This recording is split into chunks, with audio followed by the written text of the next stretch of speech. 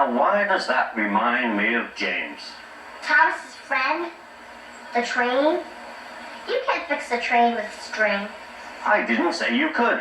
Good, because you can't. It was a shoelace.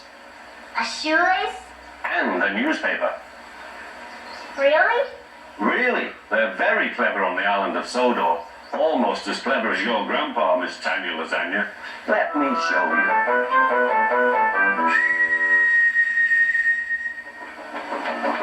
James was enjoying his life on the island of Sodor, but he still had a lot to learn. You're a special mixed traffic engine, said Sir Topham Hatt. You can pull coaches or freight cars quite easily, but you must learn by your mistakes. James knew what Sir Topham Hatt meant. He could well remember that dreadful accident on his first day. Be careful with the coaches, James, said kind little Edward. They don't like being bumped. Everyone came to admire James. I'm a really splendid engine, he thought, and suddenly let off steam. A shower of water fell on Sir Topham's nice new top hat. Just then the conductor blew his whistle and James thought they had better go. Go on, he puffed to Edward. Don't push, replied Edward. The coaches were grumbling too.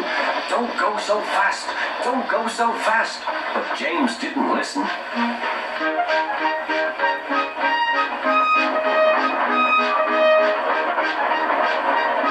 When at last they stopped at the next station, 2 coaches were beyond the platform.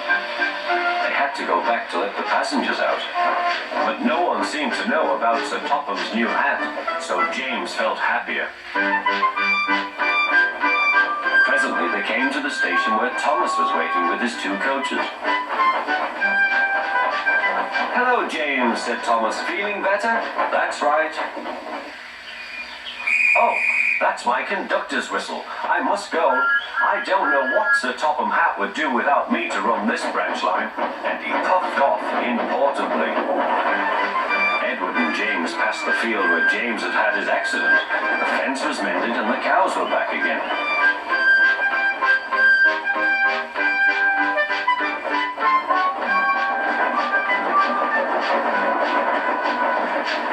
They ended their journey and rested before setting off for home.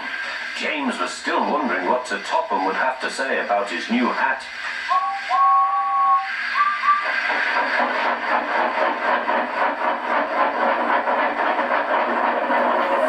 Next morning, he spoke severely to James.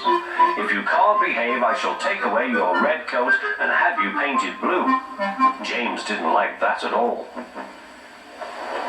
He was very rough with the grumbling coaches as he brought them to the platform. Don't talk, come on, he called to them. Gordon never has to fetch his own coaches, he thought to himself, and he's only painted blue.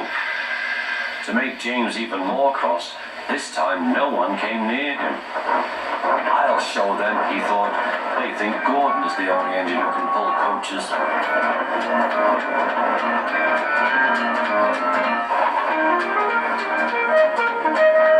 Hurry, puffed James. You're going too fast, replied the coaches.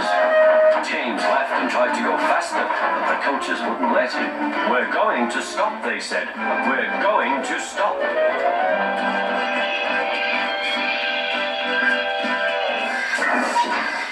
What's the matter? James asked his driver. The brakes are hard on. Leak in the pipe, most likely. You've banged the coaches enough to make a leak in anything. How shall we mend it? Said the conductor. We'll do it with newspaper and a leather bootlace, replied the driver. Well, where is the bootlace coming from? Asked the conductor. Ask the passengers, said the driver. You have a leather bootlace there, I see, sir, said the conductor to a smartly dressed man. Please give it to me. I won't, said the man. Then, said the conductor, I'm afraid the train will just stop where it is. The passengers all said what a bad railway it was. Then they told the man how bad he was instead. Everyone was very cross. At last he handed his laces over. The driver tied a pad of newspaper tightly round the hole in the brake pipe, and James was able to pull the train.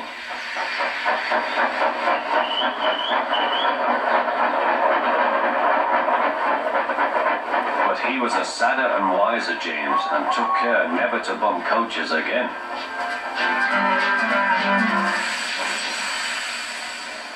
James's fault that happened. It wasn't even the coach's fault.